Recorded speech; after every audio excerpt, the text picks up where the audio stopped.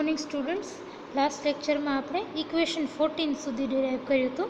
આપણે જોયું હતું કે કોહેસિવ એનર્જી એ is refer to as minimum potential energy, અને આપણે મિનિમમ પોટેન્શિયલ એનર્જી માટેનો condition du/dr is equal to 0 એ જોઈ હતી. અને આ યુ છે એનામાં આ ઇક્વેશન 13 સબસ્ટિટ્યૂટ કરી અને આપણે આ વેલ્યુ મળી હતી. અને આપણે ઇઝ ઇક્વલ ટુ 0 છે આ ટર્મને આ બાજુ લઈ આવતા તમારી આ ઇક્વેશન 14 આવી હતી. હવે આ ઇક્વેશન 14માં શું છે? Z lambda e raise to minus R not by rho is equal to alpha q square rho by 4 pi epsilon not R square. બરાબર.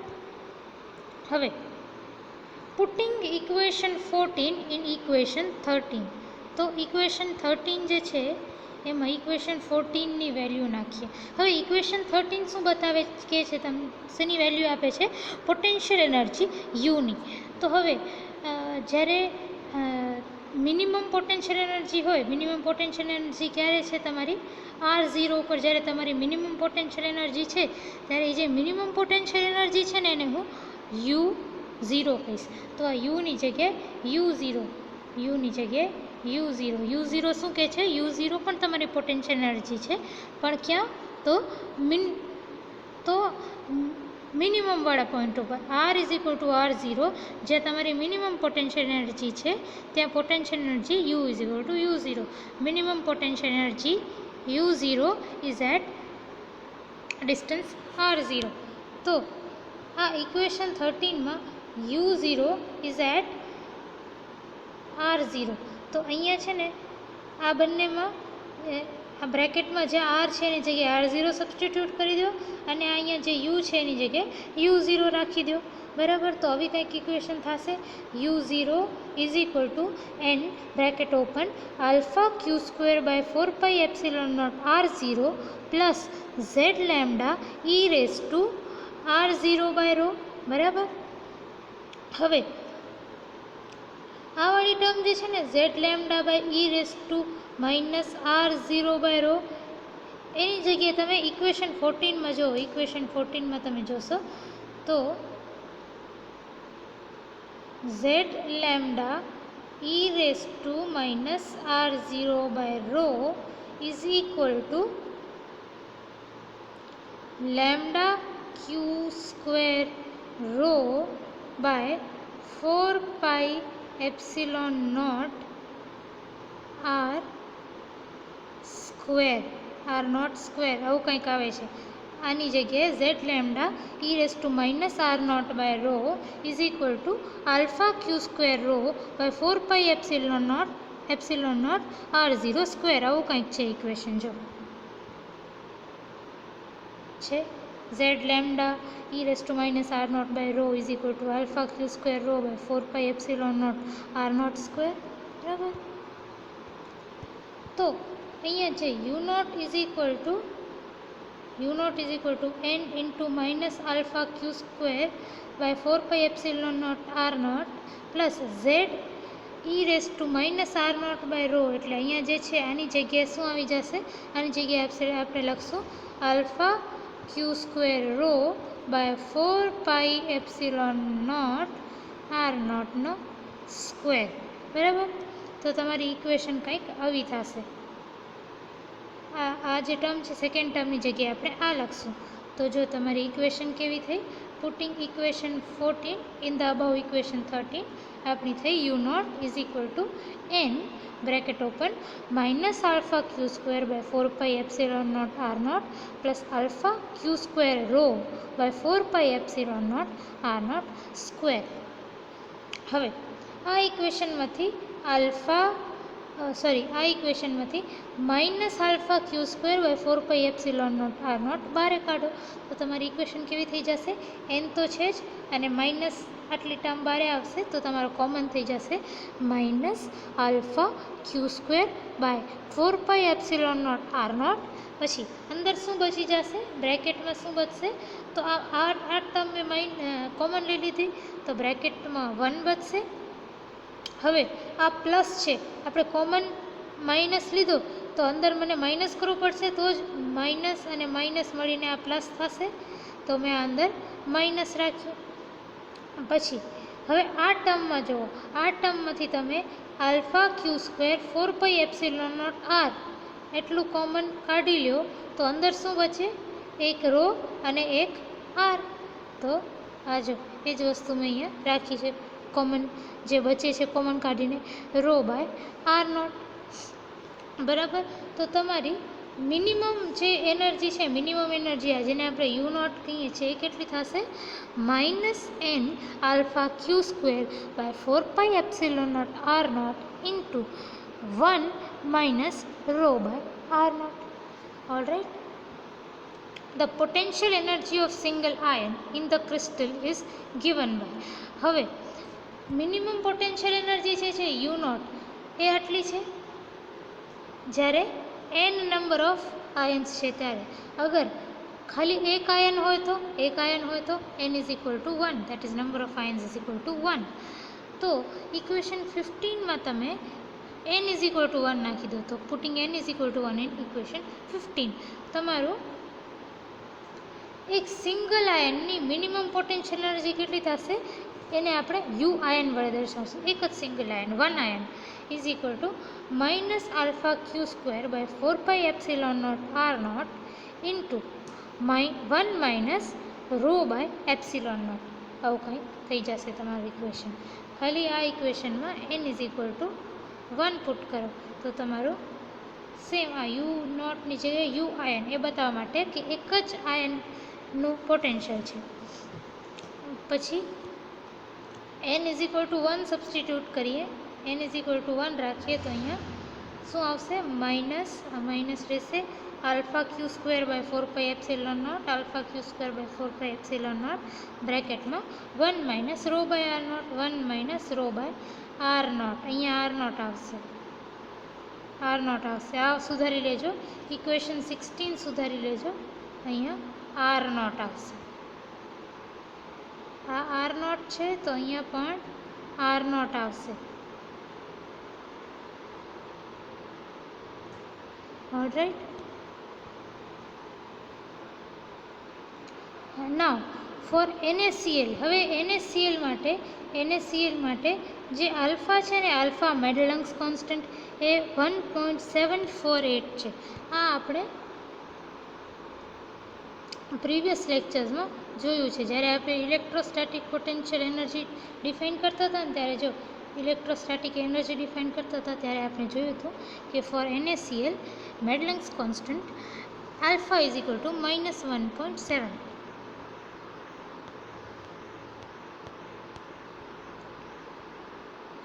તો for NaCl alpha is equal to 1.7 એ વેલ્યુ નાખી.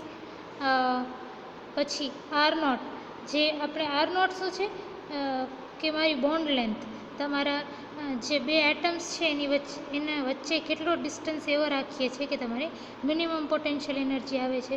તો NaClના કેસમાં તમારો આર નોટ કેટલો હશે?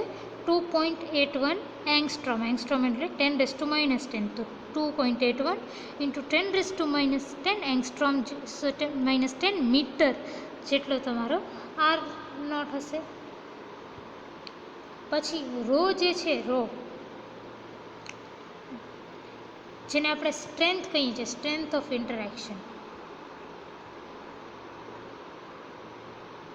Row જેને આપણે રેન્જ ઓફ ઇન્ટરેક્શન કહીએ છીએ. રો એટલે કે રેન્જ ઓફ ઇન્ટરેક્શન.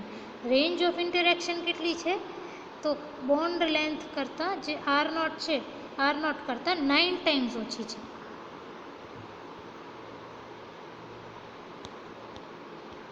આ તમને આપેલું જ છે કે NaCl માટે એક્સપેરિમેન્ટ્સ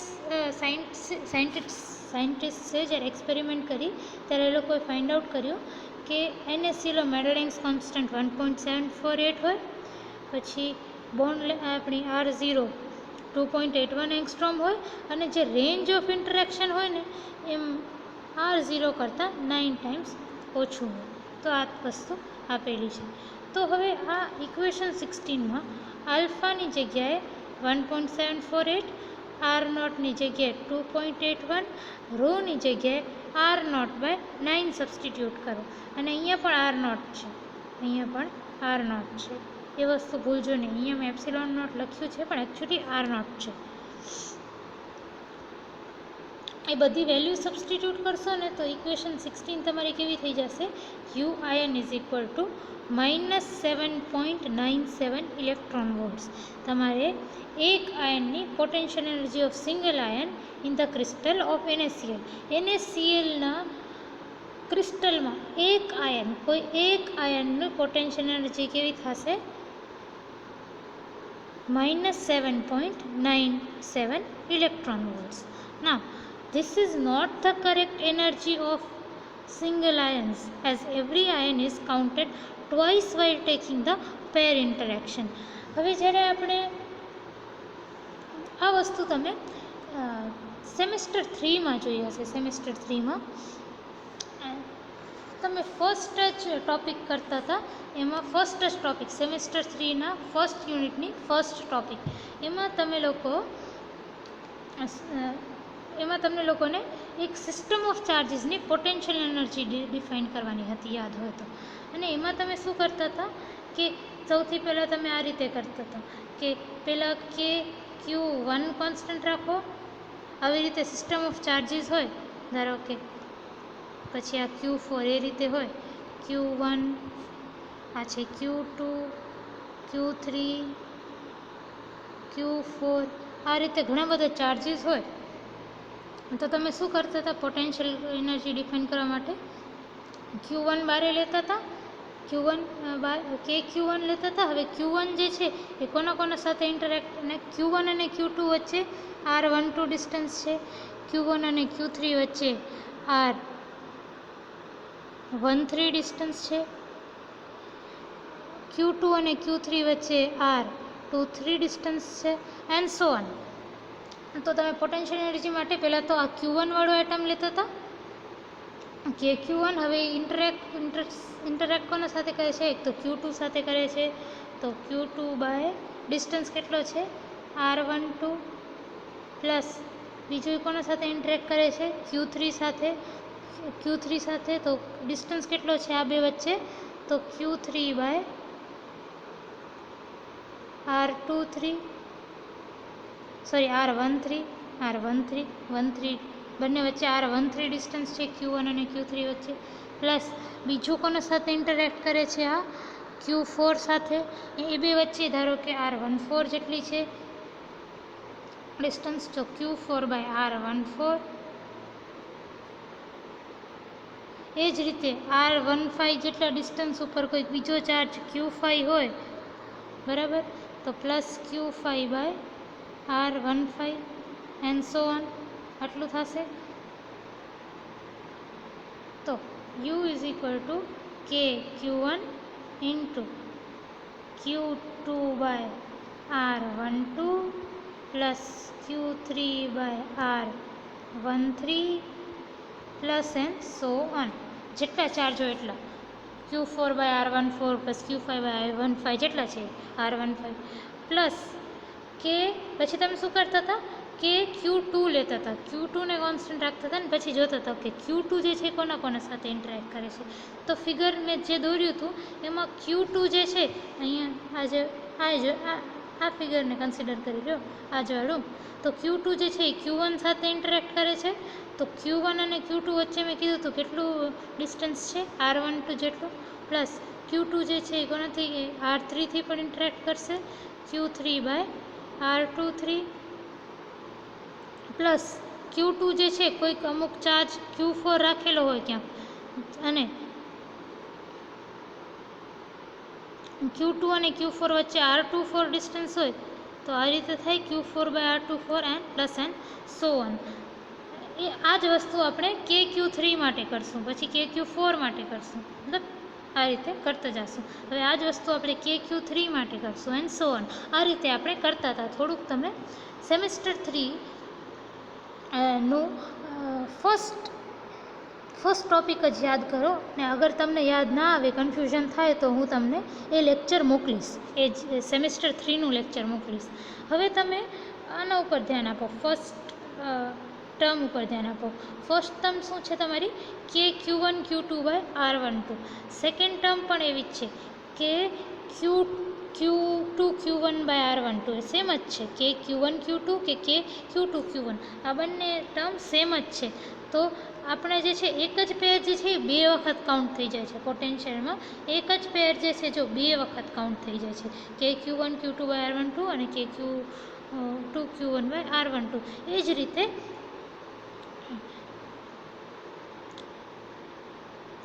રીતે બીજી બધી ટર્મ્સ છે ને 2 વખત કાઉન્ટ થશે. જ્યારે પ્લસ KQ3 આવશે ને, KQ3 તો એની પહેલી જ ટર્મ હશે Q1 બાય R13.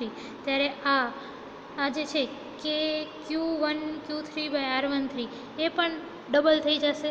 તો સિમ્પલ વસ્તુ એ છે કે એક જ ટર્મ 2 વખત રિપીટ થાય છે યુમાં. એટલે કે every ion is counted twice while taking the pair interaction. જ્યારે આપણે ઇન્ટરેક્શન લઈએ છીએ ત્યારે બધા પેર્સ છે 2 વખત કાઉન્ટ થઈ જાય છે. તો આ જે એનર્જી છે ને એ એકચ્યુઅલી જે સાચી હોવી જોઈએ એના કરતાં ટ્વાઇસ છે, એના કરતાં 2 ટાઈમ્સ છે. કારણ કે એક જ આયનની પેર છે ને 2 વખત કાઉન્ટ થઈ જાય છે. મેં તમને બતાડી Q1 Q2 બાય R12 અને Q2 Q1 બાય R12. તો એ જ પોટેન્શિયલ એનર્જી 2 વખત કાઉન્ટ થઈ જાય છે, બરાબર. તો એ 2 વખત કાઉન્ટ થઈ જાય છે એટલે ડબલ થઈ જાય છે. તો આ જે પોટેન્શિયલ એનર્જી મને જે મળે છે ને એ સાચી પોટેન્શિયલ એનર્જી કરતાં ડબલ છે, બરાબર. તો હવે એ જે ડબલ થાય છે એને પાછું નોર્મલ કરવા માટે શું કરવું પડે કે એનો હાફ કરી દેવો પડે. એનો હાફ કરી દેશું તો તમારો -7.97 છે એનો હાફ કર્યો તો તમારી ટ્રુ પોટેન્શિયલ એનર્જી કેટલી આવી? -3.99 ઇલેક્ટ્રોન વોલ્ટ. મેં અહીંયા શું લખ્યું છે? This is not the correct energy. આ જે ઉપર ડિરાઈવ કરીને એ એકદમ સાચી એનર્જી નથી. શું કામ? કારણ કે બધા આયન્સ જે છે એ twice, they are counted twice, 2 વખત કાઉન્ટ થઈ જાય છે. એક જ પેર છે Q1 અને Q2 સોરી, પણ એ કાઉન્ટ શું થઈ જાય છે? Q1 અને Q2 એક જ પેર છે, Q1 Q2 તો એ એક જ પેર છે પણ એ કાઉન્ટ 2 વખત થઈ જાય છે. ફર્સ્ટ ટર્મ તમે જોયું તો KQ1 Q2 બાય R12 ને સેકન્ડ ટર્મમાં KQ2 Q1 બાય R12 2 વખત થઈ જાય છે. તો આ જે યુ આયન છે ને એ સાચી જે હોવી જોઈએ, સાચી જે ટ્રુ પોટેન્શિયલ હોવી જોઈએ એના કરતાં ડબલ છે. તો આ અગર ડબલ હોય, સાચાથી ડબલ છે, આ વેલ્યુ સાચાથી ડબલ છે, તો પાછું એને તો સાચી વેલ્યુ કેવી હશે? આનો હાફ. તો true potential energy of the ion, જે સાચી પોટેન્શિયલ એનર્જી જે છે એ -7.97/2, that is equal to -3.99 electron volt. હવે ionization potential of Na is 5.14 electron volt. That is the energy required for Na to lose electron and become Na plus is 5.1 electron volts. તો હવે Na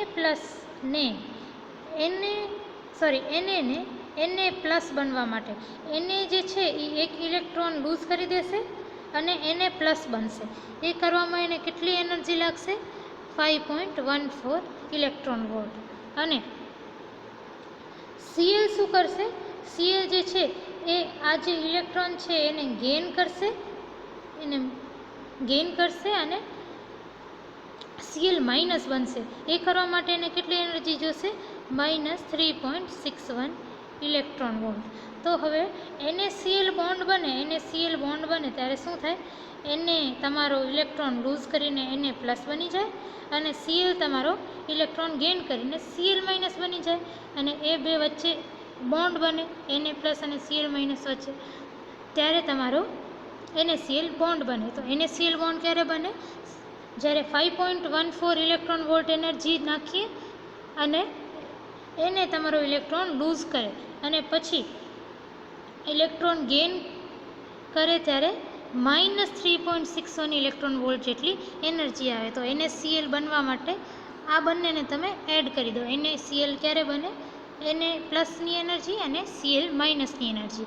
Na પ્લસની energy 5.14 14 electron volt અને Cl માઇનસની energy -3.61 electron volt. તો આ બંનેને add કરી દો તો તમને NaClની એનર્જી મળી જાય. In formation of Na plus Cl minus pair, the energy spent in electron transfer is equal to Na plusની એનર્જી 5.14 અને Cl માઇનસની એનર્જી -3.61.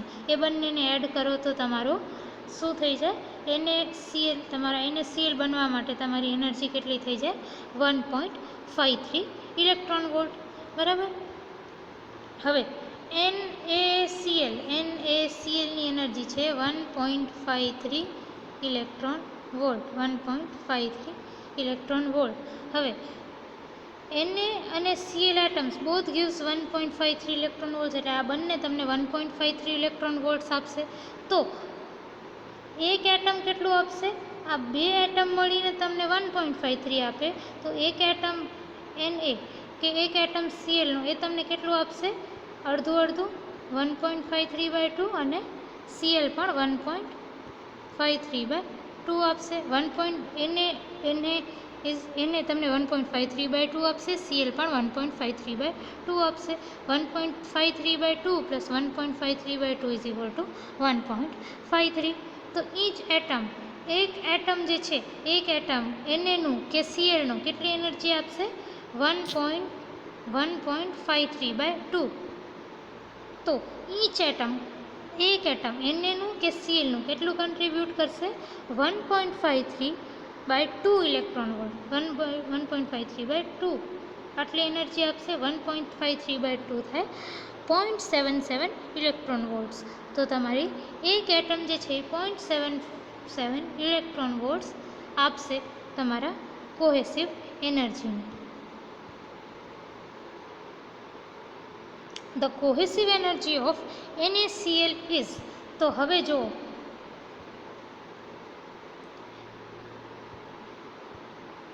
આપણે રિપલ્સિવ ઓવરલેપ એનર્જી જ્યારે કેલ્ક્યુલેટ કરી UIN, એ આપણે કેટલી આવી?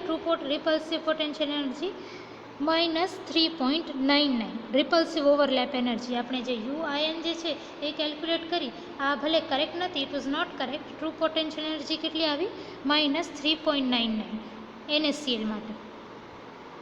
પછી આપણે જોયું કે NaCl બનવા માટે કેટલી એનર્જી જોઈએ? NaCl બને છે ત્યારે NaClનો બોન્ડ બને છે ત્યારે દરેક એટમ જે છે એ 0.77 ઇલેક્ટ્રોન વોલ્ટ આપે છે. તો NaCl, cohesive energy of NaCl atom is, એક તો કોહેસિવ એનર્જી મેં કીધું તો મિનિમમ પોટેન્શિયલ એનર્જી છે. કોહેસિવ એનર્જી છે એ મિનિમમ પોટેન્શિયલ એનર્જી છે. બરાબર. તો એ ફોર્મ્યુલામાં આપણે મિનિમમ પોટેન્શિયલ એનર્જી કાઢી, એ કેટલી આવી? -3.99 ઇલેક્ટ્રોન વોલ્ટ. -3.99 electron volt. પછી શું છે? બીજો પાર્ટ ક્યાંથી આવે છે? NaCl જ્યારે બોન્ડ બને છે ત્યારે પણ દરેક એટમ કંઈક એનર્જી આપશે. એ એનર્જી કેટલી રહેશે? 0.77 ઇલેક્ટ્રોન વોલ્ટ. તો કઈ કઈ એનર્જી છે? એક તો મિનિમમ પોટેન્શિયલ એનર્જી જે કોહેસિવ એનર્જી આવી એ, પ્લસ જે દરેક એટમ NaClનો દરેક એટમ જે કોહેસિવ એનર્જી આપે છે એ.